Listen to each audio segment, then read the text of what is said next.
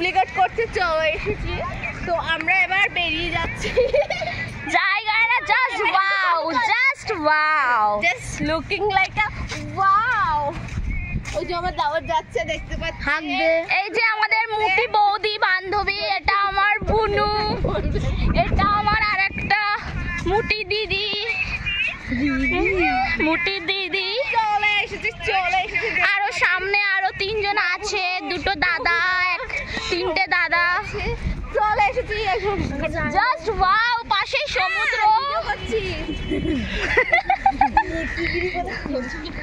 আমরা এখন চলে যাচ্ছি গাইস, চলে যাচ্ছি। হাগা পেয়েছে জোরে। ভিডিওটা আমি ছেড়ে দেবো কিন্তু। যা চলে এসেছি গাইস। হাগা পেয়েছে জোরে।